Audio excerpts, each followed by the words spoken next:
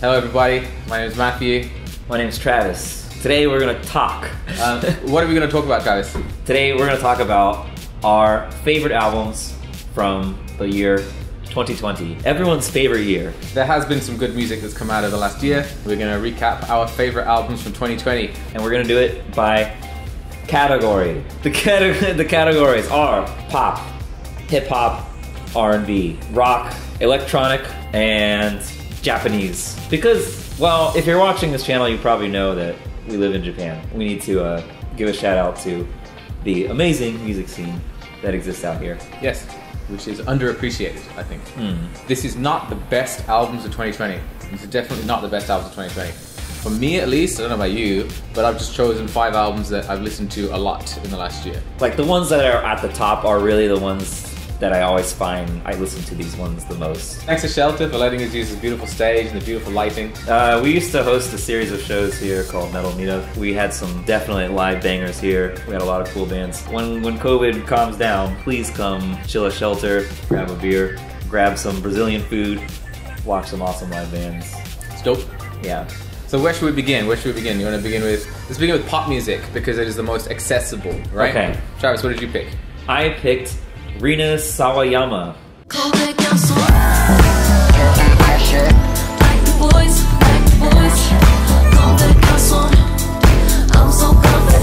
Both of our picks for pop album are British female women of color. Yeah, they are. Wait, did I say female women of color? Why would I say that? They're both British artists and they both come from other countries. Rina Sawayama, she's Japanese-British. She was born, do you know where she was born? Tokyo? Niigata.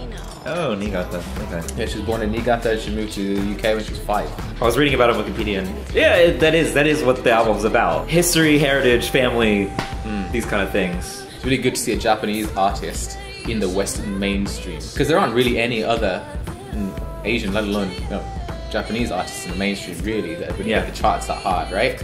And the fact that her Japanese-ness is a huge part of her music as well. It's written directly into the songs. Right. I kind of went through phases of like what my favorite song was on this album because it came out a bit earlier in the year. August is actually late release. Never mind. What? But some of the singles had been out for a while, right? In fact, Comme des Garçons came out right at the very beginning of the year. That song is crack.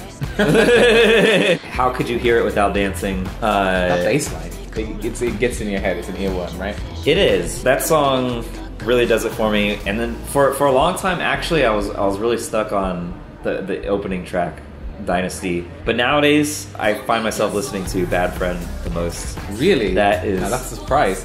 I was listening to that earlier today, actually. Yeah. Because I did some research on this. Apparently, this is Rina's favorite song on the album. Have you seen the video for Shut the Fuck Up? I have. It's very much like a, nice rejection of fetishization. Lucy Liu. Yeah. I love. Yeah, she's so. Have you seen great. Grey's Anatomy? The one in Grey's Anatomy as well. Yeah. You remind me of her, huh? Well, Sandra Oh or Lucy Liu? Oh, literally either. There's a surprising amount of guitar on this album. Have you heard her first album? The EP? I have not. Rina. This is my introduction to her. So her first EP was more like early 2000s pop. This one is more like a new metal throwback. Well, there's stuff like that in there. Yeah, it's a genre salad. It comes together beautifully. Very good album. Check it out. Mix of genres. Very futuristic 2020 sound, actually, despite being a throwback. Yeah, these words are going to come up again in this list. Nostalgic, but futuristic. Ahead of its time. It's good. Check it out, Rina.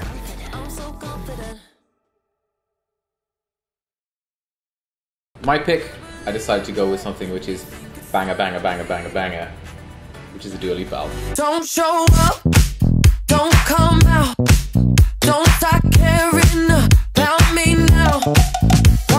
Dua Lipa was actually my second choice. Yeah. So this works out. Dua Lipa, do you know anything about Dua Lipa? I know she's British, and they're both models. They're both modeling. Yeah. Her family is from... What's Kosovo. Kosovo, yeah. Did you know her dad is the singer in a very famous Kosovan rock band called Oda? What do they call? Oda. Oda. Dua Lipa, yes, as we said before, this is another throwback. Yeah. Nostalgic album, hence the name, right? Future Nostalgia, which again, which again summarizes basically what the whole album's about, right? Right. Yeah. It's that nostalgic sound but with the futuristic edge. Yeah, and I agree with the comment that it is like just like one smash hit after another. It's not like nothing is hit or miss about this CD. Every song bangs. I like all the disco stuff on here. Yeah. That stuff is crazy, and it's even got some like 80s synthwave things going on. What's interesting about this album compared to Rina Sawayama, right? They're both the same kind of album. Yeah. They're both throwback albums to a different era. But Rina's album throws back the 90s and the 2000s, right? Whereas this album throws back through the 70s, 80s, and 90s. Apparently, over 60 songs were written for this album, with collaborations from Nile Rodgers, Pharrell Williams, Ariana Grande, and Miley Cyrus, and none of them were released. So they're all there on like a potential B-sides album, which will inevitably be released at some point. That's gonna be some like posthumous gold mine. I mean, hopefully not. Hopefully, don't want to wish that on anyone. I love Dua Lipa. I think she's fantastic. She's awesome. You should watch that Hot Ones interview she did. I should. It was pretty good. I should. You should watch our Hot Ones video as well. Oh yeah, Good that's video. right. Alright. Oh my god! Fuck, that is a dramatic sauce. We do our R&B picks. Yeah, well, actually, I picked a hip hop album that is like, it's kind of like 50% R&B. It's Duckworth. Don't get me started, but I got you wanted. Can't give you the world, but you know I can promise you. Yes. And it's fucking sick. It's a good album. It is good. And it's interesting that I picked this because like my main things are like old school boom bap, because you know I do my own list every year of my favorite albums. A couple years ago I picked Anderson .Paak. That's another one that this kind of I feel like is like in this vein of like it's not just hip hop, it's like soul thing going on. It's got this like singing and R&B type stuff mixed into it. It's like a new style of rappers there, right? Yeah. You've got like Anderson .Paak and you've got Duckworth and people like that, and even oh man, Lucky Day. Right, Lucky Day. I was so ready to put Lucky Day up here. It's 2019, but yeah, I didn't realize it was 2019. it's like singer rappers though, right? Yeah, right. They do the R&B. This is why I said R&B, because I think Duckworth is more like an R&B album than a hip hop album, because the beats are more R&B than they are hip hop. They certainly are. The production in this album is really, really good. Something I like about this album as well is that each of the tracks kind of blend seamlessly into the next track. Sonically, thematically, it's like cohesive. It is a cohesive album. I like most of the tracks on the album. I think it's very good. I think it's a very cool, chilled out, funky album. It's very, very easy to listen to. It's very like West Coast, fresh, it's fresh coast, it's not Beast Coast. I don't understand. It's not like aggressive and cool, it's like very stylized. Yeah. Summertime chilled out beats. Yeah. So Duckworth, super good, right? Yeah, really It good. is super good.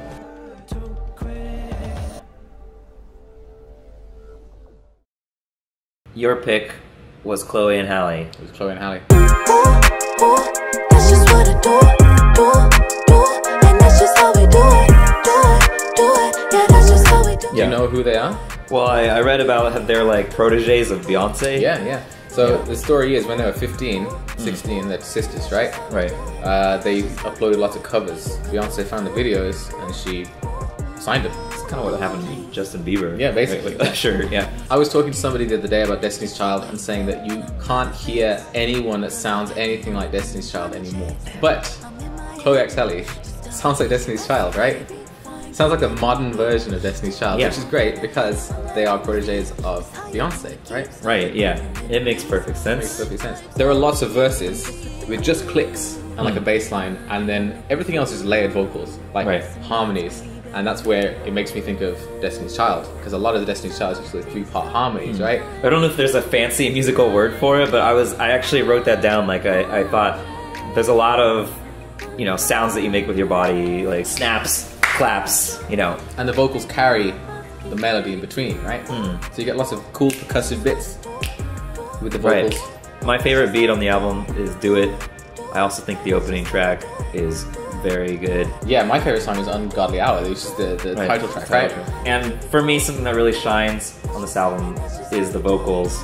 which is good because they're the stars. Rina and Dua, they have a lot of charisma in their voice. They can make these fun songs over a cool beat that a lot of people have worked on. I think Chloe and Halle are more like technical singers. They have charisma in their voice too. You can hear it on songs like Busy Boy, but they also are just like real vocalists. Like they can really, yeah. It's a good album. Check it out. Check it out.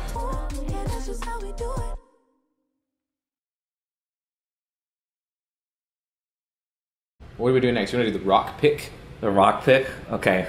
If you've been watching the last few videos on this channel, then you probably associate me with rock and metal, and I guess most people do. Like that's the physical identity that I have long hair and you are wearing a heavy metal t-shirt. Yeah, that is what you exude. Right. Okay. So yeah, I guess like metal is my thing, and my pick is a band called Talla.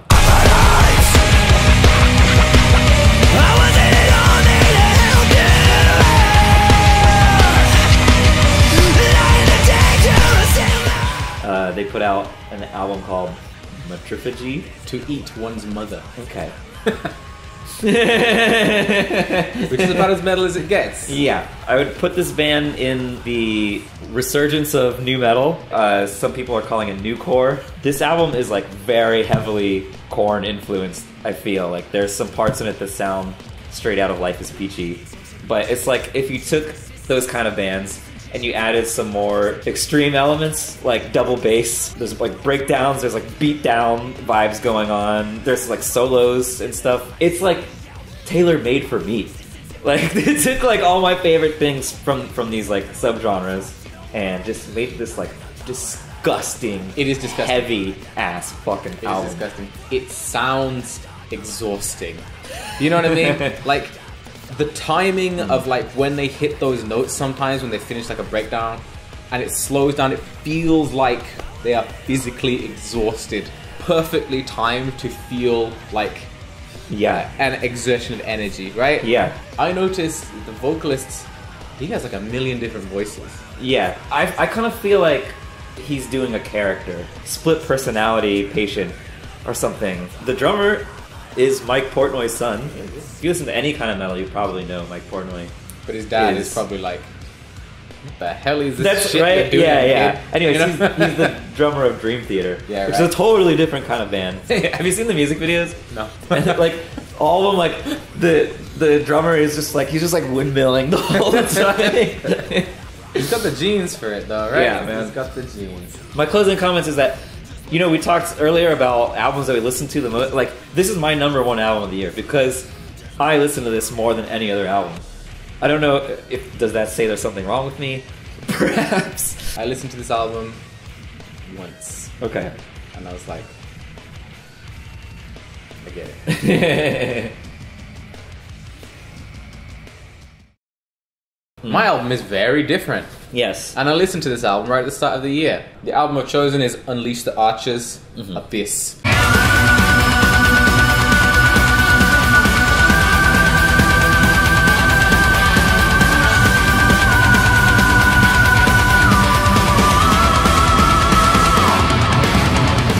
It's a power metal album. Generally, I don't like power metal very much. It's too silly. I thought you strike me as someone that would like power metal because I don't know, you're like into stuff with a lot of lead.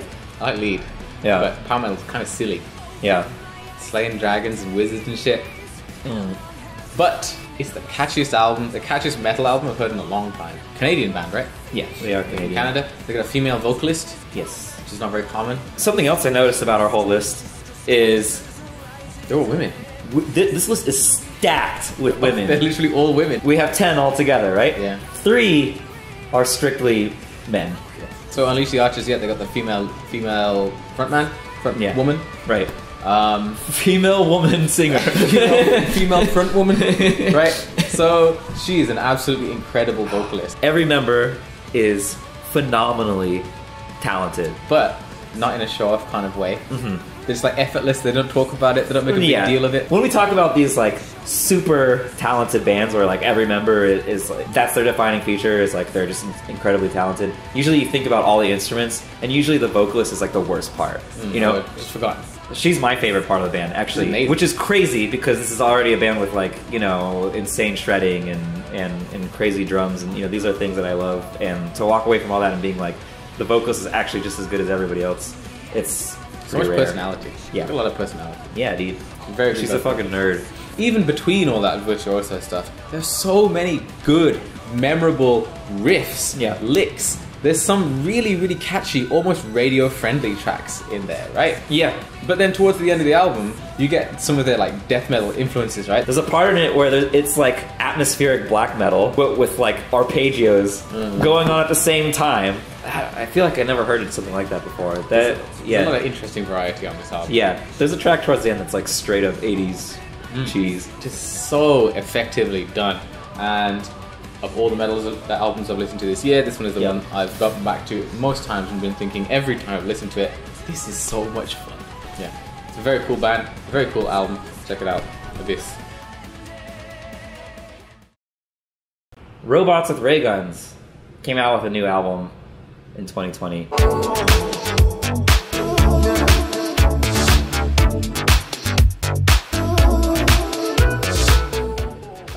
It is a synthwave record. I like synthwave. This is another one that is like very fresh, chill, and makes me think of like Miami, LA, cruising on the highway by the beach at night with a girl in a bikini in my passenger seat.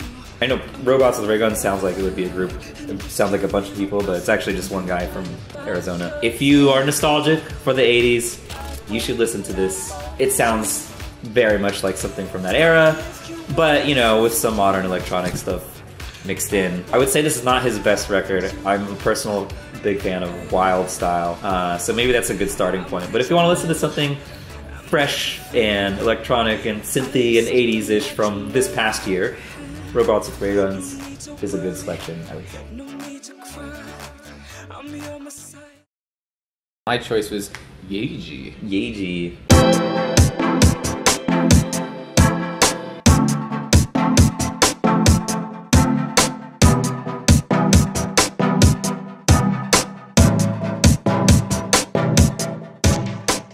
You listen to Yeji? I did. It is my least favorite album on this list, actually. She's a really, really interesting artist, I think.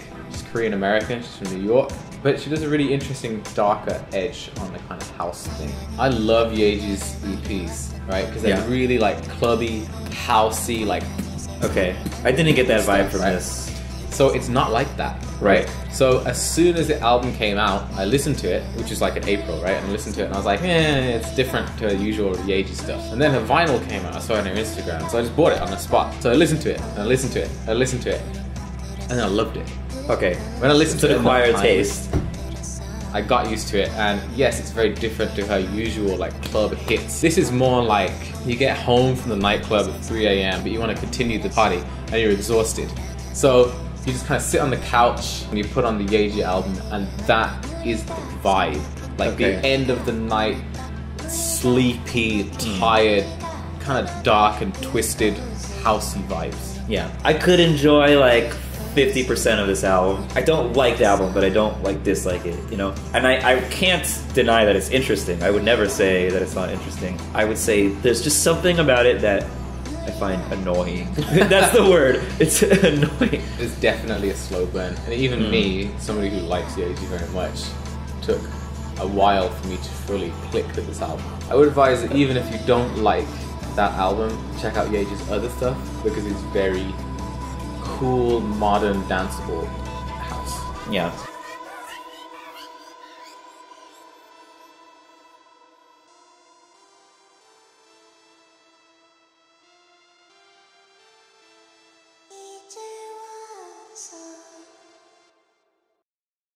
I want to say something Yeah. about this before we begin. Japanese music is sorely underappreciated. I concur.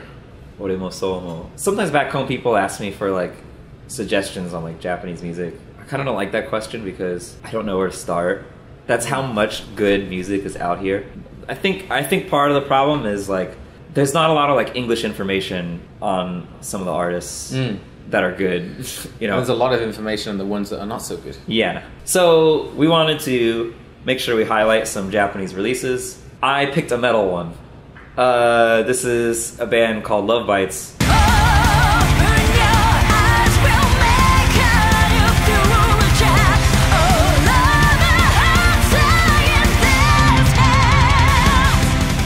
This is an all-female Japanese power metal band. You got your different types of power metal, right? This is more in that vein of like the Dragon Force, the like rapid, technical power metal. How many times are we gonna say power metal in this video? I'm still surprised we chose 2 power metal bands for the best of the 2020 list. Yeah, it's not... Honestly, a lot of things about this list surprise me. It's a constant gallop. Don't put this on if you need to like relax, right? Because like, I don't know, it like fucked with my heart rate. This is definitely the cheesiest album on our list. If you want to hear some shredding, check out Love Bites. If you want to hear some cheesy metal stuff about metal, check out Love Bites. Do it.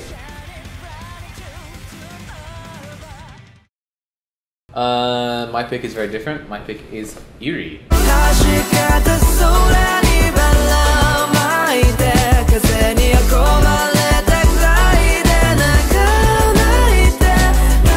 You listen to this Eerie album? Yeah, I did. It's good. It is good. I think the title track is very strong. What I like about Eerie and this kind of style of pop music in Japan right now. A lot of Westerners have this idea of like tacky, twee, cheesy pop music, right? But there's recently been like this insurgence of cool, laid-back, hip-hop, R&B style pop music, right? Which has recently just been coming up. Eerie is one of the first artists that started doing that stuff. All her albums are really, really slick, really well produced, very, very cool. And it's really, really easy to listen to. And this album is no different. It's not my favorite of hers, but it does have, again, lots of nostalgic bass lines, lots of nostalgic licks. There's a lot of songs which sound like other songs on this album, but not in like, I've stolen this kind of way, in like, I like this, so I'm gonna make a song out of this. Yeah, homage, right? That kind of thing. There's a lot of stuff like that on this album. You know what song has a good bass line? Runaway. You know what song also has a good bass line? Coaster. And you know why I like that song a lot? Because I like Unexpected Brass. Yeah. You know, there's some gospel on this album too. You notice that? Yeah, Eerie's a really good artist. Everything she does is very good. Check it out. This is it. This is why we don't like a lot of the super mainstream Japanese stuff. Is because it's cute and we like stuff that's cool. Yeah, but the thing is, there's a lot of very cool Japanese pop music which is not noticed. It's not in the mainstream, and all you have to do is just do a little bit of digging, and you can find it. And in fact, if you watch this video, we'll probably end up making some more videos about Japanese music in general in the future. The show.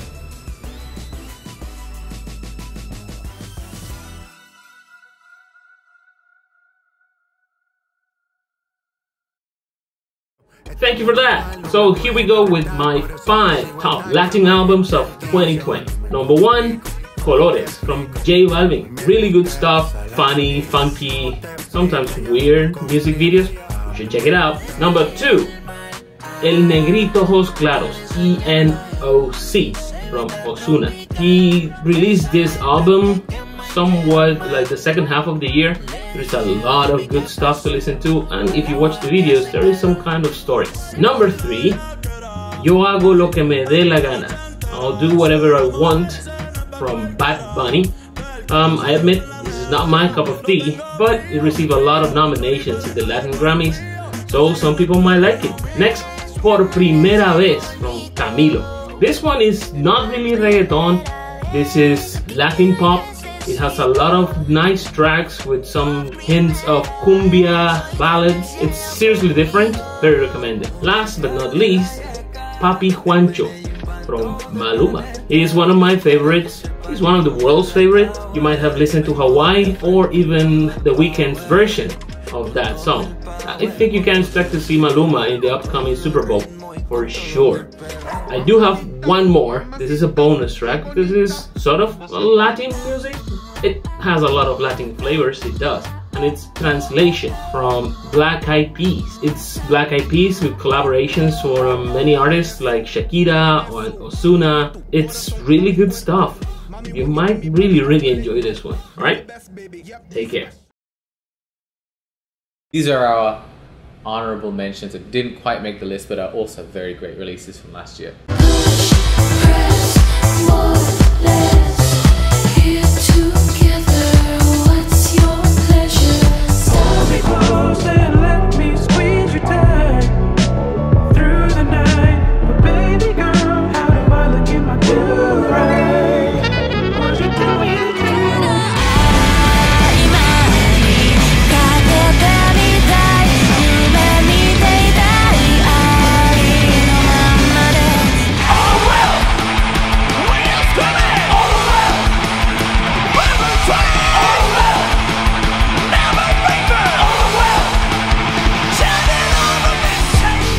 'If they ain't loyal, I don't post with them. They was see-through, so I ghosted them. Names on bullets when I'm loading them. Told them dead it, then I ghosted them. I'm blinded by the lights. No, I can't sleep until I feel your touch. I said. So that was our list of 2020 albums. We might be doing some more videos like this in the future. If we do them, check them out. If not, I really hope we can do events again sometime in the future. Come back to Shelter Rock Bar and check out our metal meetup events later in the year, hopefully. Be safe. Watch out for your friends and your family members. Yeah, do wash your everything you hands. can to stay healthy. We'll have some more content for you at some point. I know this is a bit of a strange video. Nothing to do with what we usually do, but I hope you enjoyed it nonetheless. Thanks for watching the video. See you later. Bang bang. Bye-bye.